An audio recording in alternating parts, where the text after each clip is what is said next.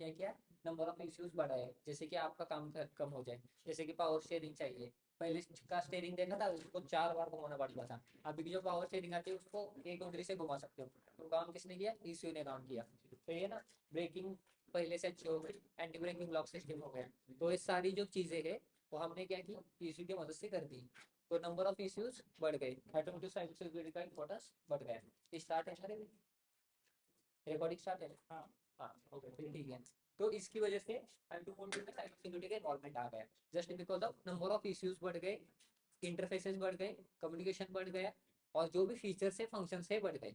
Okay, ये basic था क्योंकि ऑटोमेटिक साइबर सिक्योरिटी आ गया। उसके बाद में हमने क्या देखा कि वीकर्व था अपना। वीकर्व में क्या थे, स्टार्टिंग में features and functions. Features and functions क्या पे ओईएम पे रहते हैं, जहाँ पे यूजर को जो चाहिए वो ओईएम देखता है। सही है ना, जो यूजर को चाहिए, यूजर को जो कुछ भी चाहिए वो फीचर्स एंड फंक्शन की लिस्ट ओईएम के पास आती है। फिर उसके requirement standard level of level 1 requirements आते हैं, सिस्टम रिक्वायरमेंट उसको बोलते हैं, फिर व्हीकल लेवल, फिर कंपोनेंट लेवल। तो उसमें हम क्या देखे थे, मॉडल बेस्ड डेवलपमेंट होता है उसके बाद। फिर मॉडल बेस्ड डेवलपमेंट के बाद उसका सील टेस्टिंग होता है, सॉफ्टवेयर इनटू, फिर उसका हिट होता है, फिर उसका इंप्लीमेंटेशन होता है। ये व्हीकल किसका था, ये ऑटोमोटिव का व्हीकल था। सही ना, हम साइबर सिक्योरिटी तक पहुंचे भी नहीं है, पहले ऑटोमोटिव का व्हीकल समझ लेंगे। समझे ना, उसमें सबसे इम्पोर्टेंट पार्ट रहता है। और फिर हमने एक देखा था कि इलेक्ट्रिकल व्हीकल्स में डिफरेंट डिफरेंट डोमेन्स रहते हैं। कौन से डोमेन्स रहते हैं, infotainment, gateway, power training, body sensor. बढ़िया। तो ये सारे मेन डोमेन रहते हैं, तो ये 6 डोमेन है, उससे आपकी पूरी इलेक्ट्रिकल व्हीकल बनती है। तो डोमेन्स में हमने कन्वर्जन क्यों किया, कि नंबर ऑफ इश्यूज बढ़ गए थे, तो कॉम्प्लिकेशंस ना हो, एक प्रॉपर आर्किटेक्चर होना चाहिए। सही है ना, उसके लिए एग्जांपल देखा था आपने कि अगर टीम से आपके पास तो पहले 2 लोग हैं तो कोई टेंशन नहीं, बट 2 लोगों के अंडर अपनी 40 लोगों की टीम बनानी, तो हम क्या करते हैं, हर एक टीम में 10 लोग ऐसे करके डिवाइड करते हैं, सो दैट एक प्रॉपर ऑर्गेनाइजेशन बन जाता है। सिमिलर वैसे अगर नंबर ऑफ इश्यूज बढ़ गए, नंबर ऑफ 30 40 50 इश्यूज हो गए, तो उन इश्यूज को एक प्रॉपर डोमेन में हमने डिवाइड कर दिया, सो दैट हर एक डोमेन का एक फंक्शनलिटी है, और वो जो पर्टिकुलर इश्यूज है उस फंक्शनलिटी के लिए हेल्प करेंगे। सही बात है, यहाँ तक खत्म हो गया। अब यहाँ पे इंपॉर्टेंट चीज आती है कि इश्यू। तो भाई इश्यू क्या चीज है, क्योंकि इससे ही सारी चीजें स्टार्ट हो रही है, यही है सबका पर्पल। तो ये इसका क्या है, इसका फुल फॉर्म क्या है, electronic control unit. Electronic control unit. तो ये चीज क्या रहती है भाई, इश्यू क्या है, किसको पता है बेसिक क्या है कि इश्यू क्या रहता है। मदरबोर्ड सही है, और क्या दिमाग, इश्यू देख के दिमाग में क्या आता है कि इश्यू में क्या क्या हो सकता है, क्या है चीजें, क्यों इश्यू बना है भाई। ये सही है, फंक्शनलिटी कंट्रोल करने के लिए बना है। तो फंक्शनलिटी कंट्रोल करने के लिए एक इश्यू बना है, तो इश्यू जो है उसके लिए कुछ तो इनपुट लगता होगा, तो किसके बेस पे फंक्शनलिटी कंट्रोल कर रहा है, कि उसको कुछ तो आपको देना पड़ेगा। तो जैसे कि मेरे को आदित्य को कुछ बताना है, तो मैं आदित्य को बताऊंगा कि आदित्य जा पानी लेके आ, या आदित्य ये करके आ, वो करके आ, तो हमने आदित्य को बताया, तो इश्यू को मेरे को काम करने के लिए कुछ तो बताना पड़ता होगा, तो वो कैसे बताएंगे हम, सिग्नल, सिग्नल के थ्रू। ओके, और ज्यादा आगे, कोड के थ्रू, अगर एग्जैक्टली कोड के थ्रू। तो कोड के थ्रू हम इश्यू को बताते हैं कि तेरे को फंक्शनलिटी क्या करनी है। तो code is the very responsible to perform any functionality to that particular issue. कोई भी इशू वहाँ पे ओपन कर, इलेक्ट्रॉनिक कंट्रोल प्लेट करके डाल दे इशू, इन ऑटोमोटिव डाल दे,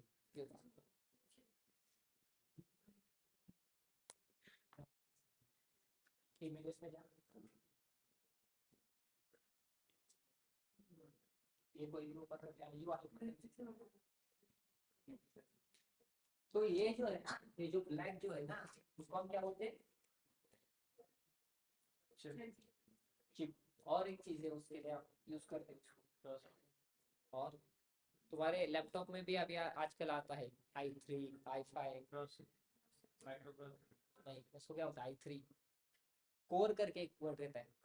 हाँ, तो दैट कोर इज, यहाँ पे पूरा कोड है ना, जो भी कोड आप लिखते हो ना, वो इस प्रोसेसर चीप या कोर पे फॉर्म हो जाता है।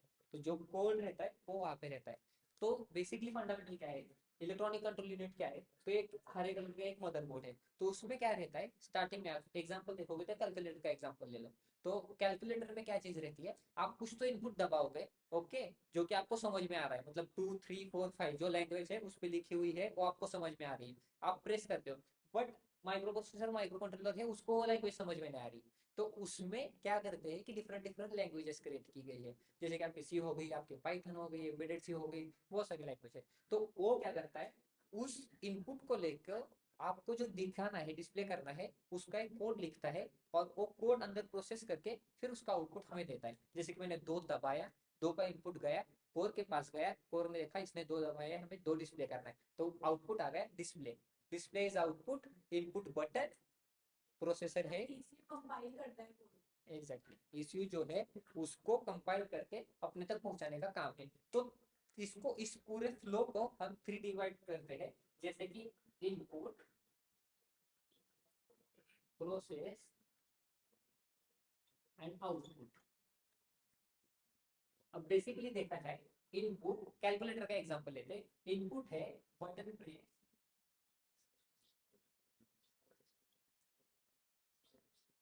प्रोसेस है जो भी कोड लिखा है वो वहाँ पे फंक्शन होगा कि बटन प्रेस होने के बाद बटन डिस्प्ले होना चाहिए, ये कोड में लिखा होगा, तो कोड एक पर्टिकुलर व्यू करेगा। और आउटपुट क्या है, display. Simple, input process output. कोई भी इश्यू हो, कोई भी कितना भी बड़ा हो, BCM हो, कोई भी हो, इसी पर प्रिंसिपल पे वर्क करता है। वो कहाँ से इनपुट लेगा, जो कोड में लिखा होगा उस इनपुट के रिलेटेड जो कोड में लिखा होगा उसको प्रोसेस करेगा और आउटपुट दिखाएगा। अब जानते हैं थोड़े ऑटोमोटिव डोमेन में। ओके, ये तो जनरल हो गया। अब ऑटोमोटिव में क्या होता है भाई?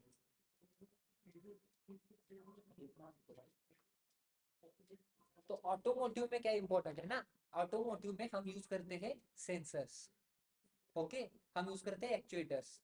ओके, अब सेंसर्स एंड एक्चुएटर्स, ये चीज को पहले समझते हैं। तो व्हाट इज सेंसर? जो फिजिकल डेटा को इलेक्ट्रॉनिक डेटा में कन्वर्ट करना। फिजिकल डेटा को इलेक्ट्रॉनिक, इलेक्ट्रिकल डेटा में जो कन्वर्ट करता है उसको हम सेंसर बोलते हैं। जैसे कि टेम्परेचर, टेम्परेचर के डिफरेंट डिफरेंट सेंसर है, रेओस्टेट हो गया, RTC हो गया, PDC हो गया, पॉजिटिव टेम्परेचर कोएफिशिएंट। तो ये जो है वो टेम्परेचर के रिलेटेड सेंसर है। जैसे कि प्रेशर के रिलेटेड सेंसर है। टेम्परेचर, प्रेशर, स्पीड, ये सारे हो गए आपकी फिजिकल क्वांटिटीज, जो कि उनको क्या करता है, इलेक्ट्रॉनिक में कन्वर्ट करने की चीज काम करता है। तो sensor is nothing but sensing element. तो सेंसर क्या होगा, आउटपुट होगा या इनपुट होगा? ECU को सोचो जरा। सेंसर से इनपुट जाएगा, सेंसर से इनपुट जाएगा, सेंसर से आउटपुट जाएगा? इनपुट जाएगा ना। सेंसर है, सपोज करो ये मेरा टेम्परेचर सेंसर है, तो ये टेम्परेचर जो भी सेंस करेगा, इसने data 40 degree Celsius temperature sense किया, 50 डिग्री सेल्सियस सेंस किया, 60 डिग्री सेल्सियस किया, ये डाटा है। ये डाटा एज इनपुट इश्यू को जाएगा या आउटपुट इश्यू को जाएगा? आपका क्या कहना है? आपका सही बात है। फिर सेंसर जो है वो हमेशा एज ए इनपुट काम करते हैं। सेंसर्स क्या करते हैं, फिजिकल क्वांटिटी को सेंस करते हैं, सेंस किया और वो डाटा ECU को भेज दिया। जैसे कि स्पीड सेंसर हो गया, मोटर कंट्रोल में हॉल इफेक्ट सेंसर यूज करते हैं।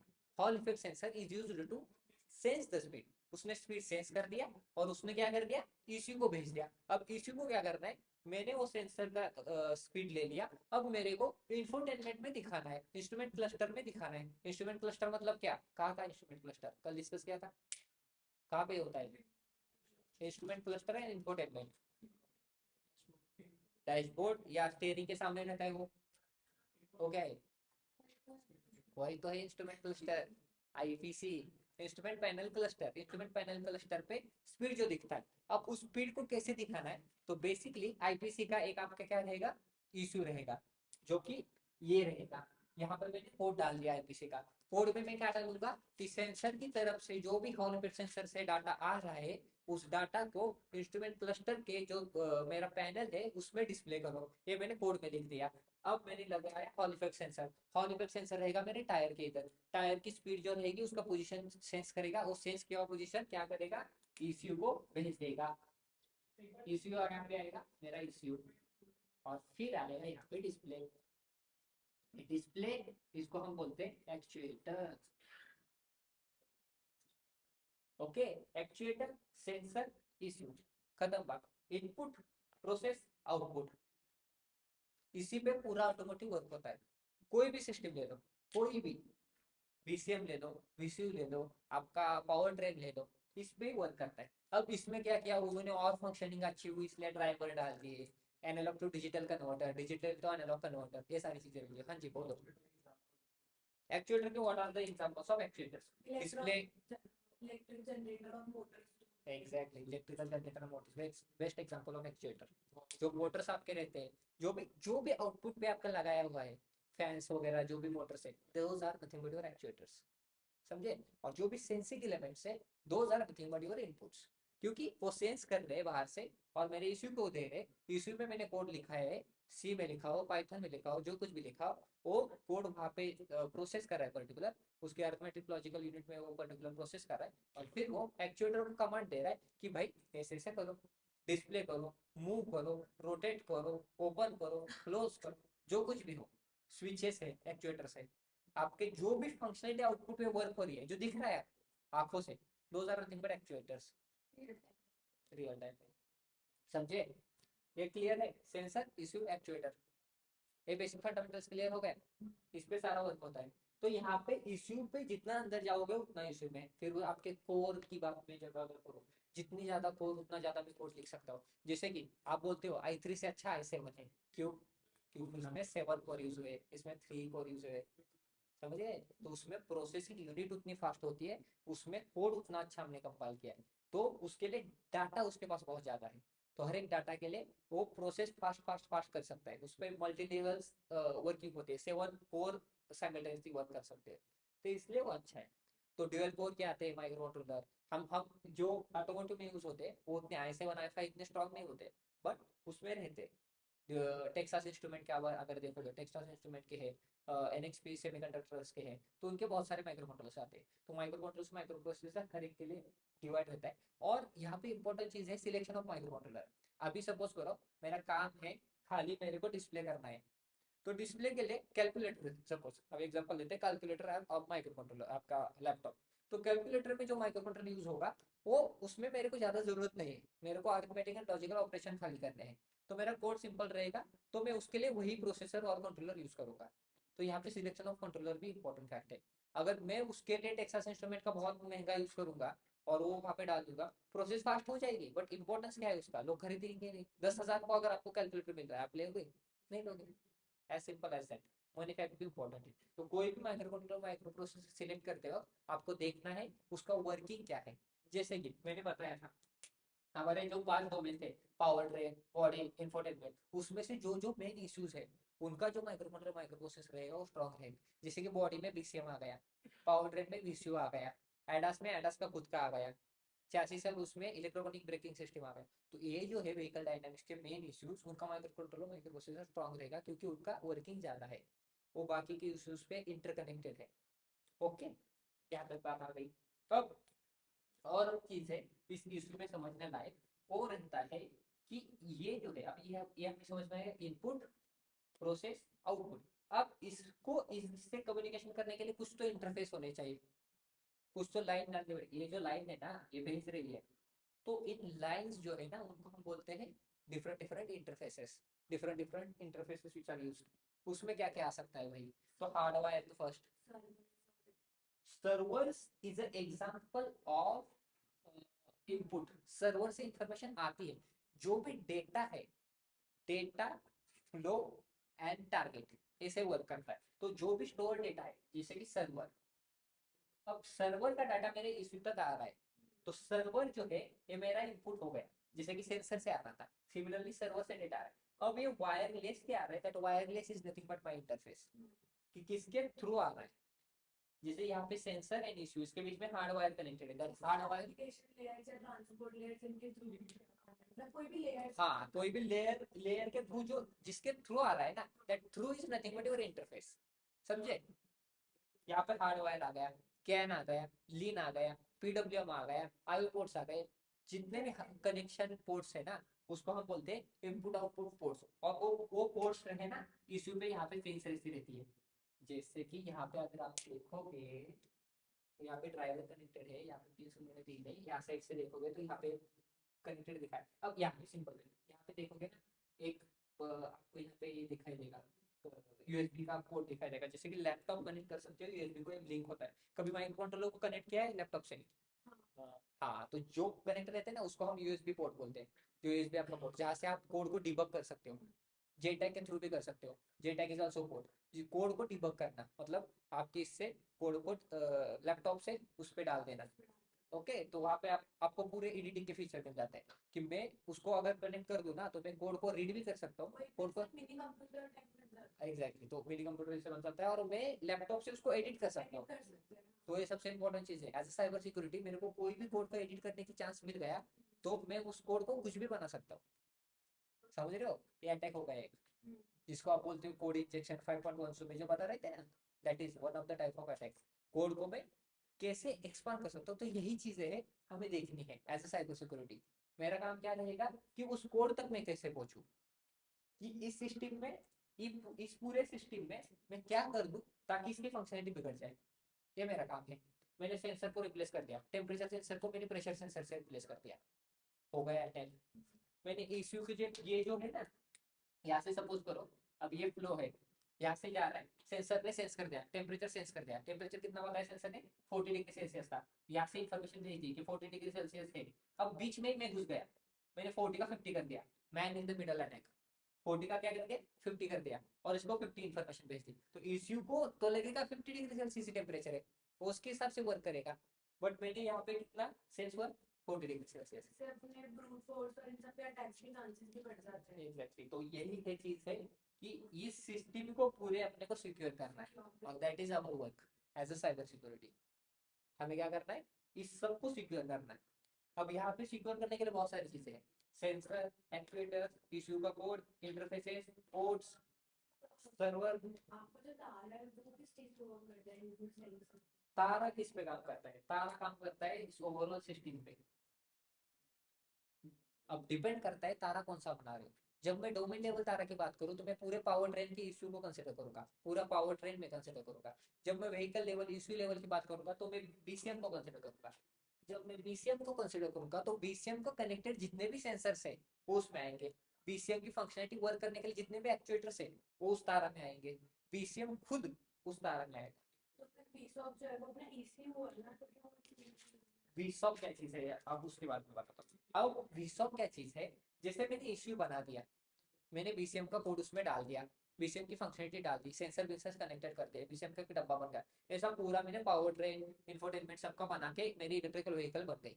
अब क्या चीज है, जैसे कंटिन्यूअसली अब मैंने उसमें आपने जैसे कोड डाल दिया तो मैं क्या करूंगा, उस कोड को सिक्योर करने के लिए एक सिक्योर एल्गोरिथम आता है, जैसे कि सिक्योर कोडिंग उसको बोलते हैं। जैसे कि सिंपल बताता हूँ कि यहाँ पे आपने क्या किया, 40 डिग्री सेल्सियस है।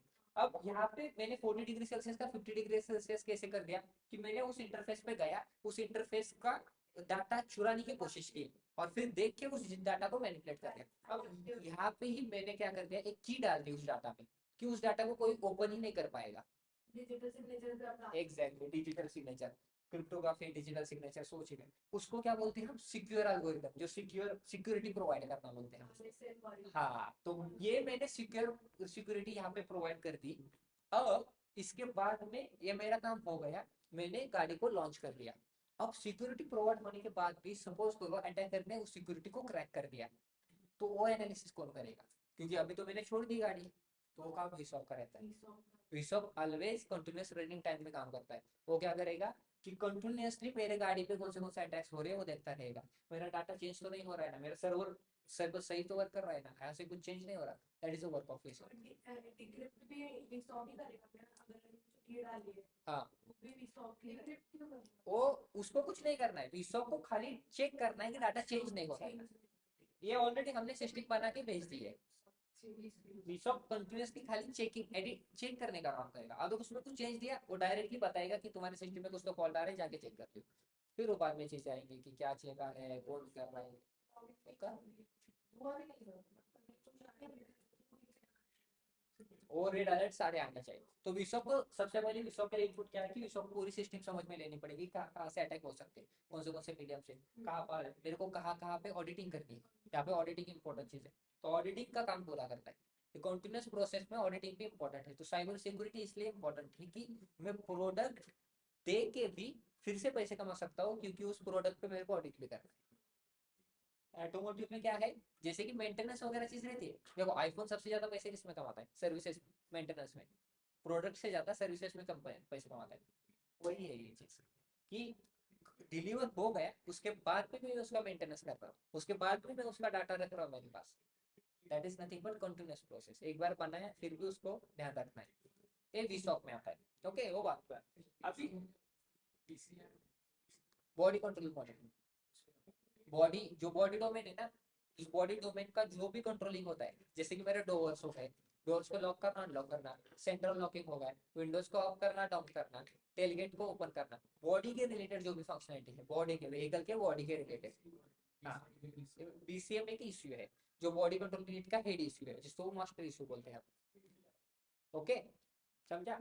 अब यहाँ पे मेन चीज आती है, यहाँ पे हम कहाँ पे आए थे, पोर्ट्स एंड इंटरफेस पे आए थे। तो पोर्ट्स एंड इंटरफेस वही चीज है जो कि आपको इश्यू को अदर जो भी सेंसर से एक्चुएटर से उसको कनेक्ट करने के लिए यूज होते हैं। जैसे कि कैन है, तो यहाँ पे कैन की पिंस रहेंगी, 1 2 3 पिंस रहेंगी। तो आप इश्यू को देख भी सकते हो, इश्यू को जैसे देखेगा आपके डाटा शीट में दिखाई देता है कि कौन सी पिंस किसके लिए, PWM की 2 पिंस रहेगी, कैन की 4 पिंस रहेगी, हर एक इशू का अलग अलग रहता है। तो आपकी जो रिक्वायरमेंट्स है, आपको इथरनेट ही कनेक्ट करता है, तो इथरनेट की सबसे ज्यादा पिंस कौन सा इशू में, वो इशू आप सिलेक्ट करोगे। समझे। तो आपकी रिक्वायरमेंट्स पहले रहती है कि इतनी रैम चाहिए, इतनी रोम चाहिए। जैसे कि लैपटॉप पे देखते हो, मेरे को 16 GB रैम चाहिए, इतनी रोम चाहिए, इतना प्रोसेसर चाहिए, i7 ये चाहिए, इंटरनल मेमोरी इतनी चाहिए, हाँ SSD इतने चाहिए। तो ये सारे जो फीचर्स देखते हो ना, दो फीचर ऑल्सो इशू में आते हैं, वो सारे इशू को देख रहे हो आप, समझ लो। तो जो भी आपको पोर्ट्स देखते हो, USB 2 पोर्ट्स चाहिए, मेरे को USB 3 पोर्ट्स चाहिए, चार्जिंग पोर्ट चाहिए, HDMI केबल चाहिए, those are nothing but ports and interface जो कनेक्टेड है इस इश्यू को। आप उसको खोलोगे, इसको अगर ओपन करोगे, अंदर हरा बोर्ड दिखेगा, हरा बोर्ड में ऐसे पेज दिखेंगे, USB की बीच में काला एक एकदम बड़ा सा बोर्ड दिखेगा, वो that is nothing but your i5 i7 i जो भी इंटेल का कोर रखा है उसमें, उसमें पूरा कोड है आपका, समझ रहे हो। तो ये चीज है सेंसर इश्यू है। अब यहाँ पे इंपॉर्टेंट चीज क्या है, इश्यू में क्या रहता है, कोड रहता है, उस कोड को अपने को प्रोटेक्ट करना है। उसके लिए जो हो गया क्रिप्टो की क्रिप्टोलॉजी, वो अलग टॉपिक है, उस पर एक सेपरेट डिटेल में सेशन रखेंगे, क्योंकि वो बहुत बड़ा टॉपिक है क्रिप्टो की क्रिप्टोलॉजी। वो सिक्योरिटी में आता है पूरा, HSM हार्डवेयर सिक्योर मॉडल, बहुत सारी चीजें है उसमें। ओके, तो वो अलग चीज है। अभी अपने के लिए बेसिक फंडामेंटल्स इंपॉर्टेंस क्या है, तो sensors issue and actuators. Sensor से सेंस करते हैं, सेंसर मतलब इस साइड पे जो भी इनपुट साइड है, सर्वर पे आ सकता है उसमें जहां से डाटा आ रहा है, इश्यू प्रोसेस कर रहा है और डाटा को डिस्प्ले कर रहा है। खत्म बात, ये 3 चीजें समझ में आ गई। ओके, सेंसर समझ में आ गया है, इश्यू क्या है और ये एक्चुएटर्स क्या है। अब ये हो गया पूरा सिस्टम, इससे पूरा सिस्टम बनता है, कौन सा भी सिस्टम ले लो, BCM ले लो, पावर ट्रेन ले लो, कोई भी ले लो। अब एक एग्जांपल देते हैं, एक एग्जांपल बेसिक एग्जांपल देखते हैं।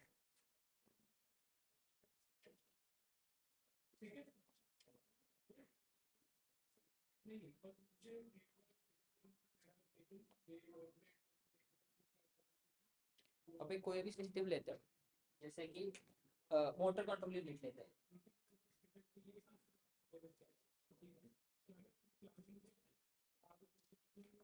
ओके, अब मोटर कंट्रोल में सिंपल क्या रहता है, एक मोटर रहती है, यहाँ पे एक ऑप्टिकल सेंसर रहता है,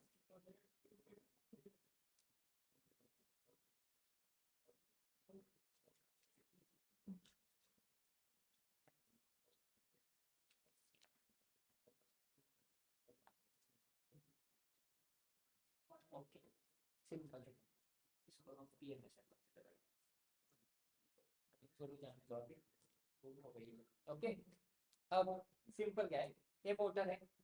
ओके, अब व्हीकल में ना मोटर का जो स्पीड है वो आप कंट्रोल करते हो, कैसे कंट्रोल करते हो, एग्जैक्टली एक्सीलरेटर। तो ये है एक्सीलरेटर, मतलब आप बताते हो कि स्पीड कितना चाहिए, इनडायरेक्टली आपको समझ में आ रहा है कैसे बता रहे हो, कैसे बता रहे हो, बता रहे हो मतलब जितना दबाओगे उतना ज्यादा स्पीड होना चाहिए। ओके, तो सपोज करो स्टार्टिंग में आपका स्पीड एज स्टैंड कितना रहेगा, जीरो, जीरो रहेगा। Perfect. अब यहाँ पे सिंपल चीज है, PMSM है, ये इन्वर्टर है। इन्वर्टर क्या रहता, सिंपल याद रखो, DC टू AC कन्वर्ट करता है। DC पता है, अरे भाई साहब बढ़िया। और AC खत्म बात, अब क्या चाहिए जिंदगी में, और क्या चाहिए, सब तो आ रहा है। चलो इन्वर्टर वही काम करता है, DC टू AC। अब इन्वर्टर को कनेक्टेड क्या नहीं है हमारे यहाँ पे, BMS battery management system. Battery management system मतलब क्या, बैटरी जो कि DC सोर्स रहता है, बैटरी का जो आउटपुट रहता है, जो भी गाड़ी में कनेक्टर रहती है, आगे पीछे यहाँ पे रहती है ना एक साइड की, वो बैटरी रहती है, वो डीसी आउटपुट देती है, वो डीसी आउटपुट इन्वर्टर, इन्वर्टर उस डीसी आउटपुट को एसी में कन्वर्ट करता है, क्योंकि आपकी जो मोटर है उसको 3 फेज एसी सप्लाई चाहिए। खत्म बात, यहाँ तक समझ में आ गया। अब अब आता है कंट्रोलिंग का पार्ट। ओके, अब यहाँ पे डिफरेंट डिफरेंट इश्यूज है। इन्वर्टर का एक इश्यू रहेगा, बैटरी का एक इश्यू रहेगा, मोटर का एक इश्यू रहेगा, कंट्रोलर का एक इश्यू रहेगा। ये पूरा पावर ट्रेन ऑलमोस्ट कवर हो गया है।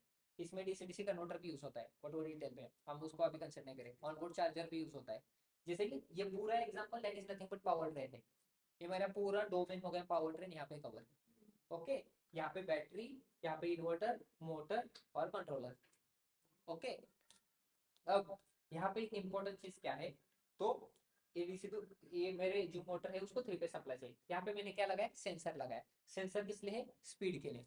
यहाँ पे मेरा कंटिन्यूसली मोटर जिस स्पीड पे घूम रही है वो स्पीड मेरा दे देगा। अभी मोटर की स्पीड पे घूम रही है, अभी फिलहाल मेरी गाड़ी स्टॉप है 0, तो यहाँ पे कितना आएगा 0। ये सेंस कर रहा है और यहाँ पे दे रहा है, ये 0 है।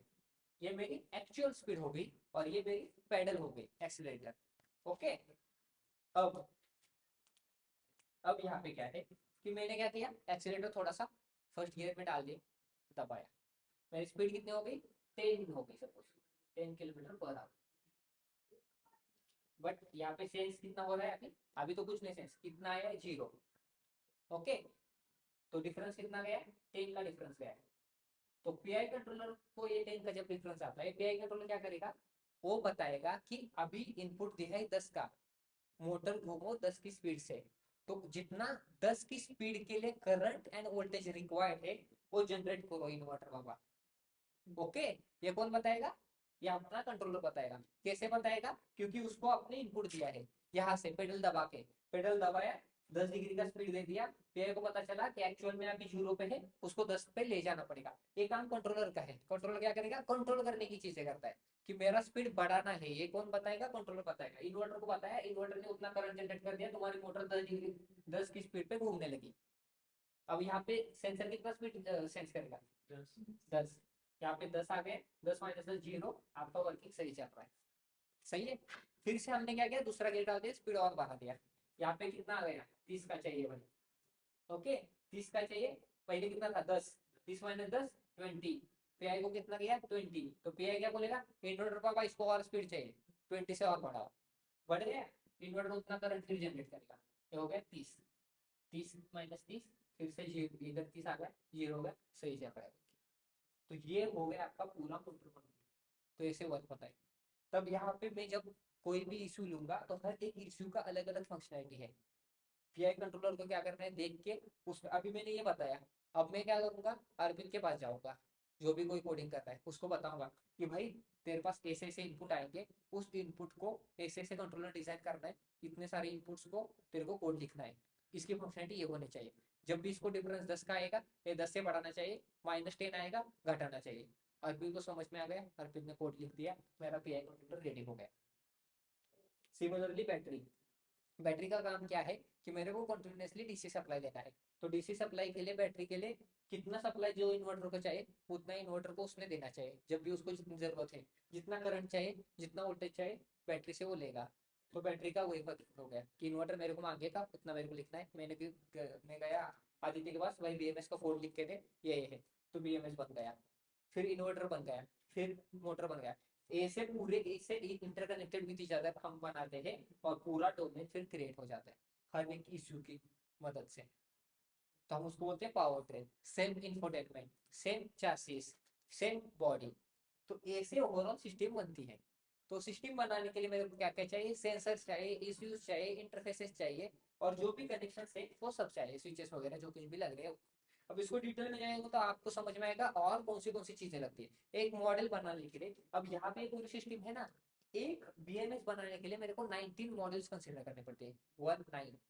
तो उसमें आइसोलेशन डिटेक्शन आ गया, एसओएच आ गया, एसओसी आ गया, वोल्टेज मॉनिटरिंग आ गया, करंट मॉनिटरिंग आ गया, आइसोलेशन रेजिस्टेंस आ गया, बैटरी रेटिंग कैलकुलेशन आ गया, फिर आपका फॉल्ट मैनेजमेंट आ गया, फिर आपका इंडिकेशन कंट्रोल आ गया। ऐसे 19 मॉडल खाली इसके अंदर रहते हैं, और हर एक मॉड्यूल का एक कंट्रोलर रहेगा, फिर 19 कंट्रोलर एक दूसरे के साथ कनेक्ट रहेंगे, फिर आपका पूरा बीएमएस रेडी होगा। तो कितनी बड़ी सिस्टम होती है देखो, इमेजिन करो। इसलिए नंबर ऑफ इश्यूज बढ़ गए, हमारा साइबर सिक्योरिटी का काम बढ़ गया। समझे? तो ये है इशू का वर्किंग और ये है इशू का इंपॉर्टेंस। इलेक्ट्रॉनिक कंट्रोल गेट बहुत इंपॉर्टेंट चीज है, और जितना इसको समझोगे उतना साइबर सिक्योरिटी को समझोगे। क्योंकि अगर आपको चोरी करनी है, दिस इज द बैंक, ये बैंक है, इसको कैसे एक्सेस कर सकते हो ये आपके ऊपर है। फिर आप उसको हाथ में लेके साइड चैनल अटैक कर सकते हो, या जैसे कि ओबीडी को एक्सेस कर सकते हैं इसको, तो ओबीडी के थ्रू जा सकते हो। मतलब उसको कैसे एक्सेस करना है, that is your point of view, cyber security as a cyber security point of view. On board diagnostics वो बाद में बताता हूँ, उस पर आएंगे, और मीडियम ऑफ अटैक में जब जाएंगे उसमें आएंगे। अभी फिलहाल के लिए ये चीज इंपॉर्टेंट है, ये समझ में आ गया। ओवरऑल सिस्टम कैसी होती है, समझा? Okay, clear? ठीक है, अब थोड़ा बेसिकली जाएंगे। अब हम तारा की तरफ मूव कर सकते हैं।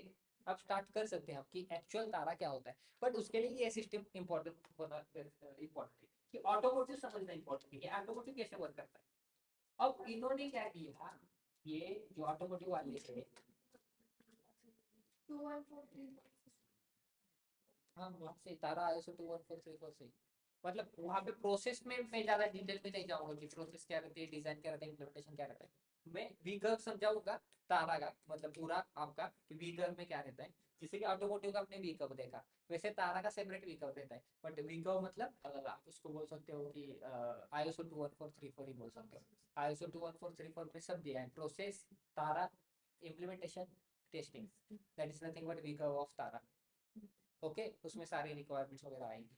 तो उसमें सबसे सबसे इम्पोर्टेंट चीज है वही है तारा, क्योंकि तारा वाले जो है उनसे स्टार्ट होता है एनालिसिस।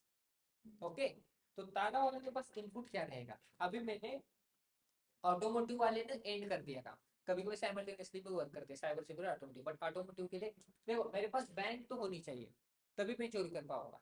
अभी बैंक नहीं है, मैं चोरी क्या करूंगा। लोग क्या करते हैं, चोरी की प्लानिंग करते हैं, बट उनको बैंक के बारे में पता नहीं है। अभी ऑटोमोटिव साइबर सिक्योरिटी में सबसे बड़ा प्रॉब्लम ये है, इसके बारे में पता नहीं है, बट साइबर सिक्योरिटी लर्न करना है, ये डिफिकल्ट हो जाता है। क्योंकि आपको इश्यू नहीं पता है, आपको पोर्ट्स इंटरफेस नहीं पता है, आपको सेंसर्स नहीं पता है, आपको एक्चुएटर्स नहीं पता है, और आप क्या कर रहे हो, मेरे को अटैक करना है, कैसे करोगे। ये सबसे इंपॉर्टेंट है, दैट्स व्हाई ऑटोमोटिव को समझो, साइबर सिक्योरिटी बहुत ईजी जाएगी। समझ रहे हो? साइबर सिक्योरिटी से इम्प्लीमेंटेशन याद रखो, कभी भी साइबर सिक्योरिटी कभी भी फर्स्ट पॉइंट पे नहीं आता। जब ऑटोमेटिक समझ में आता है, साइबर सिक्योरिटी ऑटोमेटिकली समझ में आता है। जस्ट आपको थोड़ी बहुत चीजें सीखनी पड़ेगी, वो तो ज्यादा डिफिकल्ट नहीं है। बट डिफिकल्ट क्यों जाती है, क्योंकि एनालाइज नहीं होता है। कुछ लोगों को इश्यू नहीं पता है, वो तो अटैक के बारे में बात कर रहे हैं, साइड चैनल अटैक हो रहा है, मैं यूएसबी के थ्रू एक्सेस कर रहा हूँ, जेटेक के थ्रू एक्सेस कर रहा हूँ, कोड को रीड कर रहा हूँ, कोड कहाँ होता है पता नहीं है, पोर्ट्स एंड इंटरफेस लिख रहा है बट पोर्ट्स एंड इंटरफेस क्या है पता नहीं है, पीडब्ल्यूएम के बारे में लिख रहा है बट पीडब्ल्यूएम पता नहीं है। ये प्रॉब्लम होता है क्योंकि ऑटोमोटिव नहीं समझ में आ रहा है। अभी हम बेसिक आइडिया लगा सकते हैं कि हमें पता है भाई ऑटोमोटिव में क्या चल रहा है। ओके, क्योंकि हमें इतना समझ में आ गया है। तो अब हम जाते हैं ISO 21434। ओके, अब हम जाएंगे साइबर सिक्योरिटी में। ओके, अब ISO 21434 में हम, जैसे कि मैंने बताया, 4 टीम रहती है। अभी मैं इसके हिसाब से नहीं बताऊंगा, बुक के हिसाब से, जो इम्प्लीमेंटेशन होता है ना उसके हिसाब से बताऊंगा आपको। जैसे कि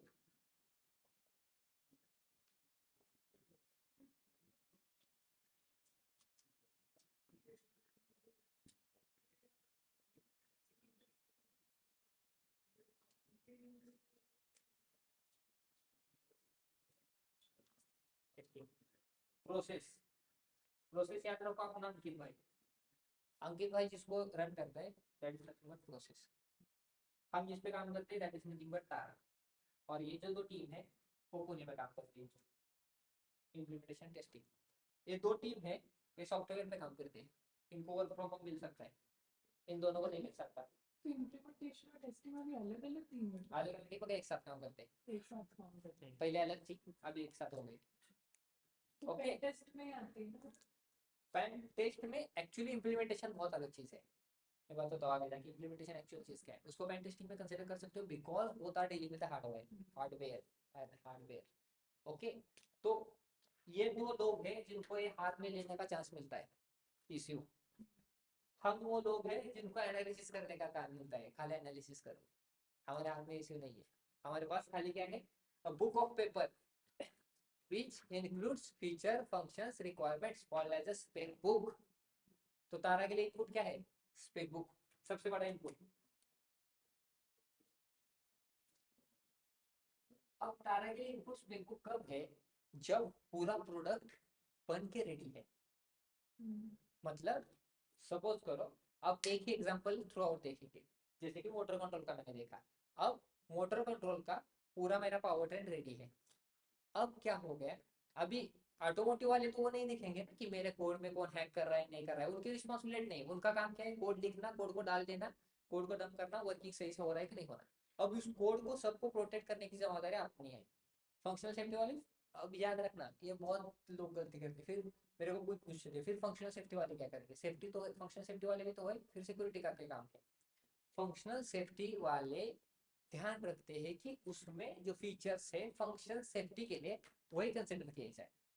मतलब ब्रेकिंग जो है आपका एंटीलॉक ब्रेकिंग आपका सीट बेल्ट आपका एयरबैग उसकी जो रिस्पॉन्सिबिलिटी है वो फंक्शनल सेफ्टी वालों की। फॉल्ट जो आ रहे हैं उस फॉल्ट को मैनेज करना सिस्टम में जो फॉल्ट जनरेट हो रहे हैं मतलब सपोज करो मेरी व्हीकल का स्पीड इतने ऊपर नहीं जाना चाहिए टेम्परेचर इतने ऊपर नहीं जाना चाहिए। टेम्परेचर अगर उतने ऊपर चला गया तो थ्रेशोल्ड जनरेट करेगा। थ्रेशोल्ड जनरेट करेगा तो अलार्म बजेगा तो अलार्म बजाने का काम फंक्शनल सेफ्टी का है। बट उस कोड में अगर कुछ चेंज हो रहा है ऑलरेडी जो फंक्शनल डिफाइन किया है उसमें अगर कुछ चेंज कर रहा है ऑलरेडी सिस्टम पूरी बन के रेडी है उसमें कोई चेंज कर रहा है देन फंक्शनल सेफ्टी का कोई भी लेना देना नहीं है वो सिक्योरिटी पे आ जाता है। समझे क्या हुआ भाई नींद आ रही है एकदम पूरा सोई जा रही है। ठीक है तो ये जान लो सेफ्टी एंड सिक्योरिटी तो ये तो है कंपनी में काम करते हैं इनको इसी हाथ में मिलता है अपने को हाथ में मिलता है थैला जो कि स्पेक बुक है। समझे तो अपने लिए इनपुट क्या है स्पेक बुक है जब पूरा सिस्टम रेडी होके तैयार है मैंने पूरा बना के रख दिया है अब इसको सिक्योरिटी डाल दो। अब कुछ लोग हैं वो क्या बोलते हैं सिक्योरिटी वाले साथ में काम भी करो। मतलब मेरे को अभी व्हीकल पे जाओ ऑटोमोटिव व्हीकल पे जो कल मैंने देखा था उसमें स्टार्टिंग में इनपुट्स क्या रहते हैं व्हीकल्स पे सबसे ऊपर as a user features and functions okay. तो क्या बोलते हैं हम तुम्हें फीचर्स एंड फंक्शंस देते हैं उसके हिसाब से तुम साइबर सिक्योरिटी डिजाइन करो। तो एक पॉइंट ऑफ व्यू हो गया कि दोनों साथ में काम कर रहे हैं automotive and cyber security okay. दूसरा पॉइंट ऑफ व्यू क्या हो गया ऑटोमोटिव ने पूरा बनाया फिर मेरे को हाथ में दे दिया भाई उसको आप सिक्योरिटी डाल दे ऐसे हो सकता है डिपेंड ऑन क्लाइंट। हाँ ये एज अ सर्विस कंपनी याद रखना है। विनफास्ट है विनफास्ट सेकंड में आता है उन्होंने सब कुछ बनाया फिर हमें दे दिया कि भाई इसको सिक्योरिटी डाल फिर हम उस पर तारा बना रहे इम्प्लीमेंटेशन कर रहे फिर ये कर रहे। तो वो रिक्वायरमेंट पहले ही देते कि हमारी इसमें इतनी ही जगह है तो आप कोड लिखते हो तो ऐसा ही लिखो जो कि उस जगह में फिट हो जाए। सीयर जो है वो फर्स्ट में आता है हमारे साथ ही काम चल रहा है अभी वो फंक्शंस एंड फीचर्स की रिक्वायरमेंट भी चल रही है साइबर सिक्योरिटी काम भी साथ में चल रहा है। तो डिपेंड्स ऑन क्लाइंट क्लाइंट आपको कैसे भी मिल सकते हैं तो उसके हिसाब से आपको तारा बनाना है। तो सर साथ में काम करेंगे तो फिर अपने पास टेक्स्टबुक या इनपुट्स वगैरह फिर वो सब कैसे देखेंगे अपने पास फिर इनपुट क्या रहेगा फंक्शंस एंड फीचर्स फंक्शन जो उनको इनपुट से वही तुम्हें इनपुट से। तो फंक्शन से तारा कैसे बनाना है that is your skill set. समझे। अब तारा बनाने के लिए इनपुट्स क्या है और उस इनपुट के हिसाब से मैं तारा कैसे बना सकता हूँ ये समझना इंपॉर्टेंट है। तो फंक्शंस के हिसाब से एक तारा बनाएंगे और एक स्पेक बुक में कंप्लीट देख के बनाएंगे दोनों अलग अलग होंगे। नहीं स्पेक बुक में क्या रहता है फंक्शन ही तो रहते हैं जस्ट डिटेल वे में रहते हैं। हाँ ओके तो फंक्शन से जो स्टार्टिंग से तारा बनेगा फंक्शन से फीचर से वो लेवल 1 तारा बनेगा। फिर उसके बाद में फंक्शंस को और डिलीवरेट करेंगे रिक्वायरमेंट लिखेंगे फिर लेवल 2 तारा बनेगा। तो उनके साथ में हम काम करते रहेंगे। वो पहले क्या करते हैं फीचर से फंक्शन देते हैं फिर सिस्टम लेवल रिक्वायरमेंट फिर कंपोनेंट लेवल रिक्वायरमेंट उस तक पहुंचते हैं ना। उनका सिस्टम लेवल रिक्वायरमेंट लेंगे उससे तारा बनाएंगे उनका कंपोनेंट लेवल रिक्वायरमेंट लेंगे उससे तारा बनाएंगे। समझ में आ रहा है उनके साथ ही हम चलेंगे। स्पेक बुक में क्या रहता है spec book is nothing but data sheet. उस इश्यू का वर्किंग क्या है उस इश्यू का आर्किटेक्चर डायग्राम कैसा है उस इश्यू का स्कीमेटिक कैसा है वो कैसे वर्क कर रहे हैं कौन से कैट मैसेजेस है कौन से लेट मैसेजेस है कौन से प्रोटोकॉल्स यूज हुए वो सारा उस बुक में दिया रहता है। इम्प्लीमेंट हो गया, उसके बाद वो शीट एक बनाई है, उस शीट में पूरा दिया है क्या क्या इम्प्लीमेंट हो, समझे? जैसे जैसे उनके इनपुट्स बढ़ते जाएंगे वैसे अपन टारगेट अपडेट करते जाएंगे। हाँ, तारा में लेवल रहती है, that's why levels are important. Domain level TARA, vehicle level TARA, component level TARA. आप स्टार्टिंग में कंपोनेंट लेवल तारा नहीं बना सकते क्योंकि आपको पता ही नहीं कौन सा इश्यू यूज हो रहा है, टेक्सास का हो रहा है कि नेक्स्ट का हो रहा है। मेरे पास स्टार्टिंग में क्या है, व्हीकल की रिक्वायरमेंट्स है, जैसे कि फीचर्स एंड फंक्शंस, तो स्टार्टिंग में बनेगा व्हीकल लेवल तारा। ओके, तो व्हीकल लेवल सारा फ्रीज हो गया, फिर उनकी साइड से रिक्वायरमेंट आने दो अगली वाली, जो कि इश्यू के बारे में बताती हो, फिर बनेगा आपका इश्यू लेवल तारा या डोमेन लेवल तारा। और फिर उनके उनके साइड से आएगा कि हमने ये इशू डिसाइड किया है, ये सारी चीजें है, ये माइक्रो कंट्रोलर है, माइक्रो प्रोसेसर, फिर बनेगा कंपोनेंट लेवल तारा। समझी चीजें? ओके, तो उनके हिसाब से एक तो हम उनके साथ चल सकते हैं या आफ्टर चल सकते हैं, डिपेंडिंग ऑन क्लाइंट। ओके, अभी अकॉर्डिंग टू, अगर ये ISO 21434 देखा जाए तो उसके अकॉर्डिंगली तो बहुत सारी चीजें हैं कि आपको साथ में ही चलना है, ये सारी चीजें बताते हैं, but real life examples are different. Okay, standard के हिसाब से ISO 21434 को फॉलो करेंगे, बट कब करना है, क्या करना है, ये डिपेंड करता है क्लाइंट के ऊपर। ये इंपॉर्टेंट चीज है। तो हमारे पास क्या इनपुट है, अभी अभी हमारे पास कुछ नहीं है, हम साथ में चल रहे हैं, तो हमारे पास क्या इनपुट है, फंक्शन फीचर्स एंड फंक्शंस, ये हमारे पास इनपुट है। ओके, तो जो गाड़ी वाले को इनपुट मिल रही है वही अपने को इनपुट मिल रही है बाबा, जो गाड़ी बनाते वक्त उनको इनपुट है वही अपने पास है, उससे अपने को साइबर सिक्योरिटी बनानी है, तारा बनाना है। ओके, तो ये फर्स्ट क्लियर हो गया। दैट्स व्हाई फीचर्स पहले फिक्स हो जाते हैं।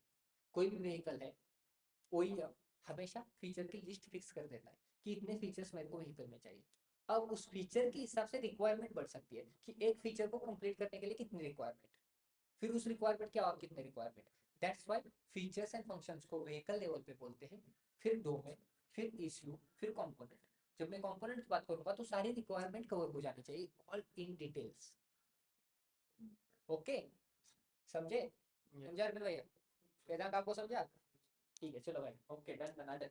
हाँ, अब बात आती है, ये हो गया तारा वालों का इनपुट। अब प्रोसेस, प्रोसेस वाले काम क्या करते हैं, तो प्रोसेस वाले काम क्या करते हैं, तो ओवरऑल प्रोसेस, जैसे कि अभी तुम स्कूल में जा रहे हो, स्कूल में गए, तुमने पेपर वेपर दे दिए, तुमने सारा दे दिया, बट ये स्कूल सही चल रहा है कि नहीं चल रहा है, ये ऑडिटिंग बाहर से एक आती है, जब प्रिंसिपल बोलते हैं सब सेम यूनिफॉर्म पहन के आ जाओ, सब एकदम अच्छा सा टॉपिक हम जो पढ़ाएंगे वो पीछे बैठ के एक बंदा नोटिस करता रहता है ना, कि पूरा सही चल रहा है कि नहीं कर रहा है, वो ऑडिटिंग कहलाता है। तो वैसे ही ऑडिटिंग के लिए वो लोग आते हैं कि ये जो टीम बनाई है इन्होंने, ये ISO 21434 को फॉलो तो कर रही है ना, ये सारी चीजें अच्छे से तो कर रही है ना, कुछ घपला तो नहीं कर रही है ना, कुछ स्किम तो नहीं कर रही है ना, तो इसके लिए ये टीम बनाई है।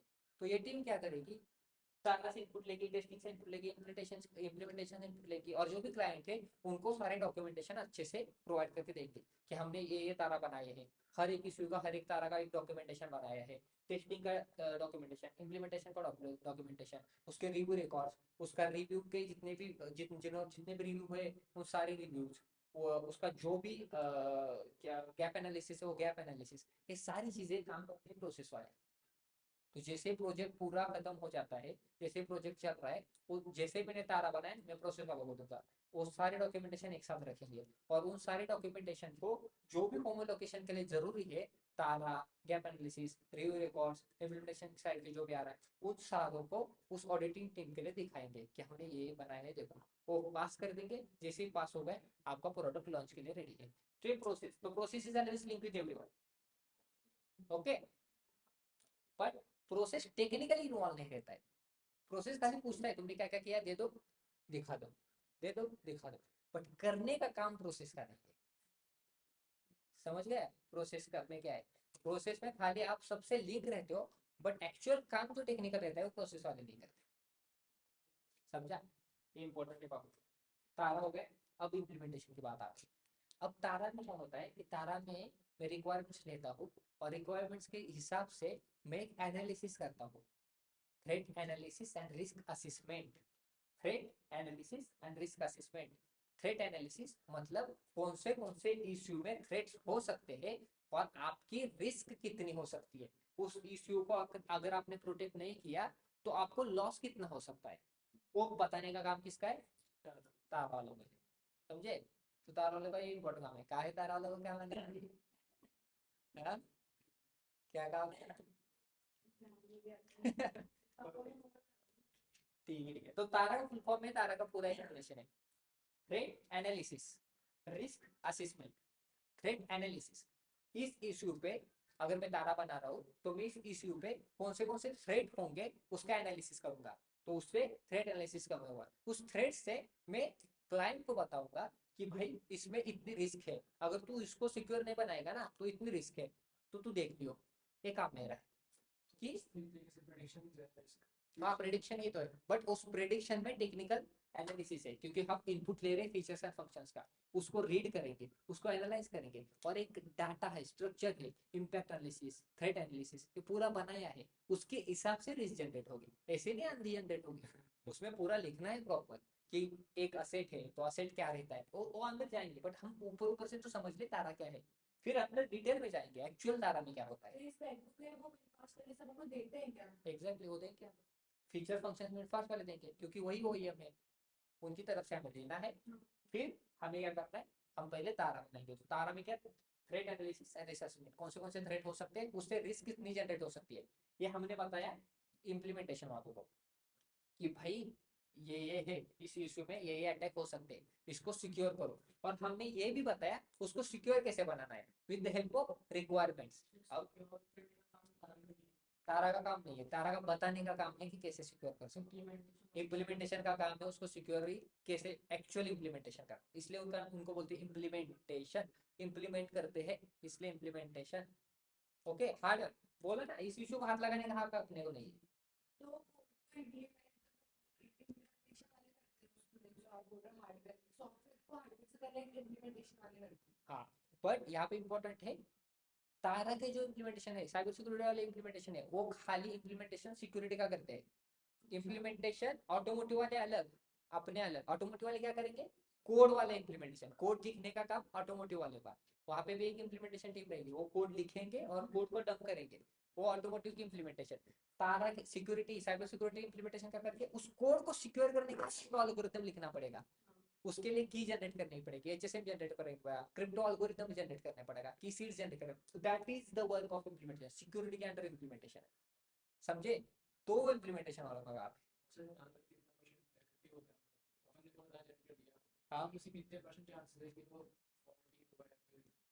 तारा में आपको सारी पॉसिबिलिटीज कंसिडर करनी है, you are the first person who has the spec book in your hand, analysis पूरा आपके ऊपर है, आप इम्प्लीमेंटेशन वालों को बताएंगे कि ये सिक्योरिटी डालो, इम्प्लीमेंटेशन वाले खाली देखेंगे कि मैं डाल सकता हूँ कि नहीं डाल सकता, वो एनालिसिस नहीं करेंगे, वो उसमें अंदर नहीं जाएंगे।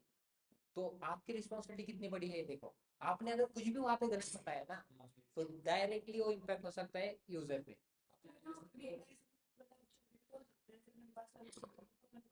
कॉन्फिडेंस है, वही तो प्रोसेस टीम का काम है कि सारी कॉन्फिडेंशियलिटी मेंटेन करना, नहीं दे सकते ना, वही तो, वो कॉन्फिडेंशियल डेटा है, आपका डेटा कहाँ भी आपने लीक कर दिया ना, उसके नॉर्म्स बहुत रहते हैं, आपको पूरा एग्रीमेंट साइन करना पड़ता है, क्या ये डाटा किसी की, इसलिए तो हम लैपटॉप यूज करते हैं, उस लैपटॉप का इधर मत शेयर करो, मेल इधर मत जाओ, वो न करो, उसका रीजन वही है ना कि वो सब डाटा सिक्योर रहना चाहिए, क्योंकि हम सर क्लाइंट साइड पे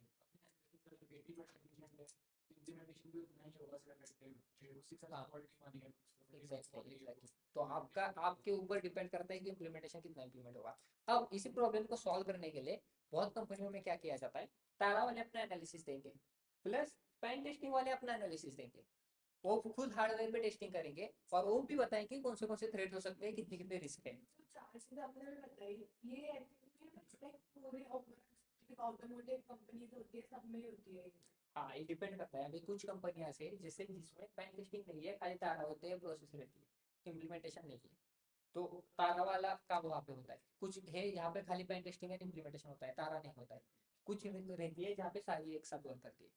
तो हम है जो बाइगॉट की अंडर एक रूफ होता है, जनरली अंडर एक रूफ इन तीनों को नहीं रखते, क्योंकि तारा एंड पेन टेस्टिंग साइमल्टेनियसली काम करते हैं। अगर आप एक ही ऑर्गेनाइजेशन से हो तो आपका एनालिसिस भी सेम होगा, दैट्स व्हाई पेन टेस्टिंग अलग से करवाना, तारा अलग से करवाना, दोनों रिपोर्ट को चेक करना और फिर इम्प्लीमेंटेशन को देना, सो दैट इफेक्टिवनेस, सपोज मैंने 80% कवर कर लिया तारा में, अगर इसको दे दिया, इसने अलग कुछ तो 80% कवर कर लिया होगा, तो इफेक्टिवनेस बढ़ गई ना। और फिर मैंने इम्प्लीमेंटेशन किसी को दे दिया, उन दोनों का एनालिसिस करके। इसलिए हमारी जो पेन टेस्टिंग की टीम है, वो पेन टेस्टिंग की टीम एफ नहीं थी, वो अलग ग्रुप के अंडर आती है, समझे?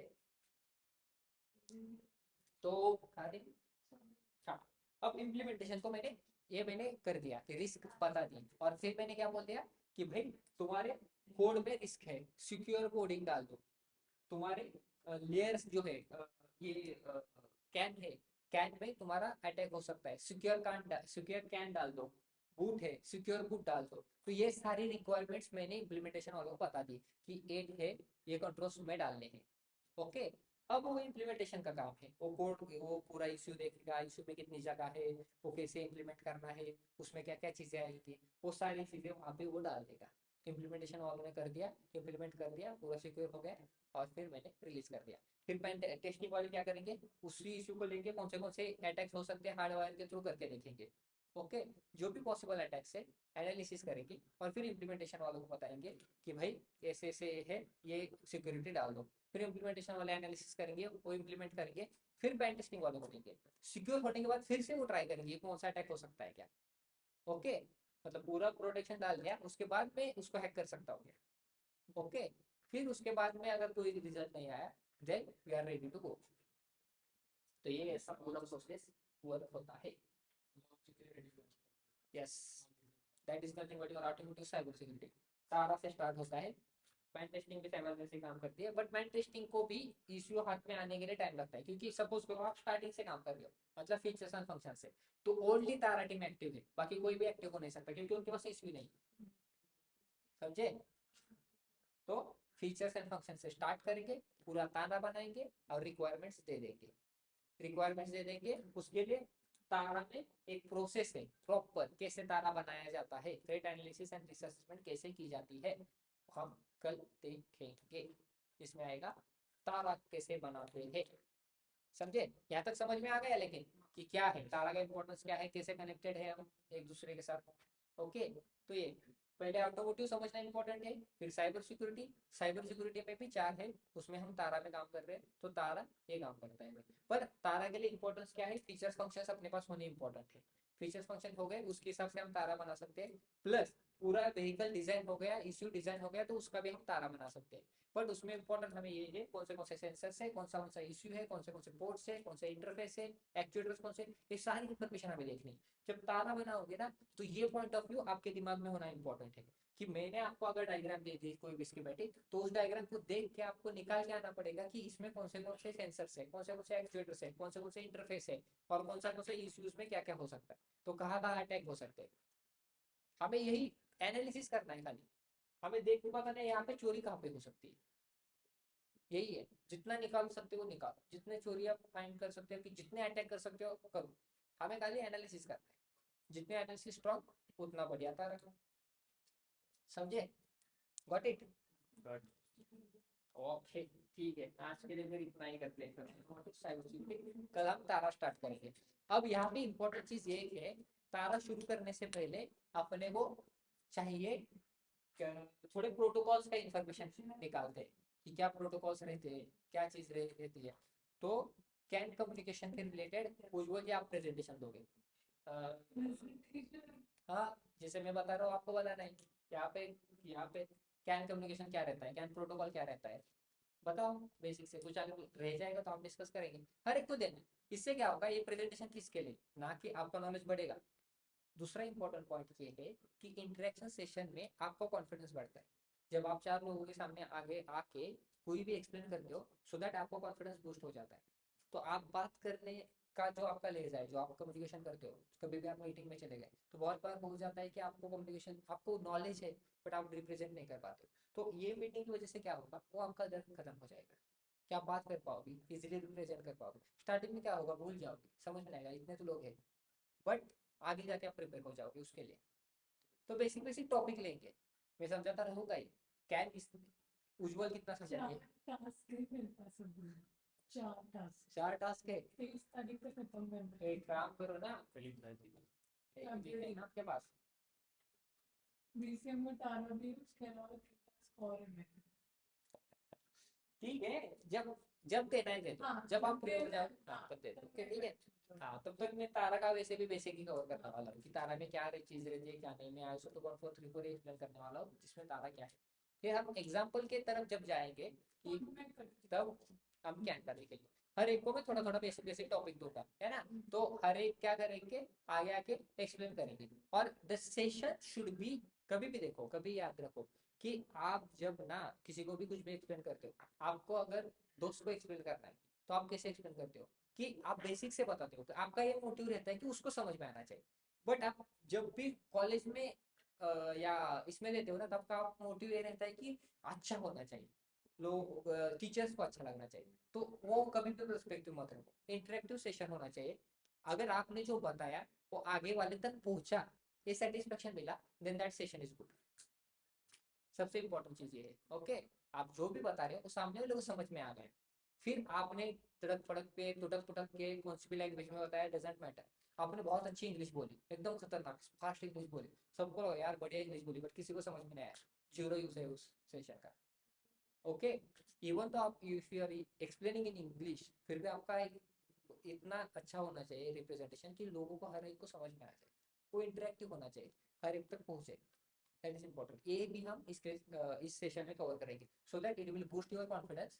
आपको इंटरेक्शन सेशन हो जाएगा, आपका एक बार कॉन्फिडेंस बूस्ट हो गया है ना, तो आप इजीली टैकल कर पाओगे चीजों को, समझे ना। ओके, तो हर एक को देना है, ये याद रखियो। ठीक है भाई, चलो फिर आज के लिए इतना ही काफी है, बहुत सीख लिया आज आप। हाँ, टाइम टेस्टिंग का करना है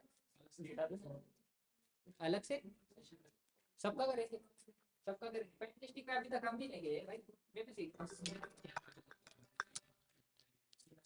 उसको स्टॉप कर दो, इसको रिकॉर्डिंग कितने मिनट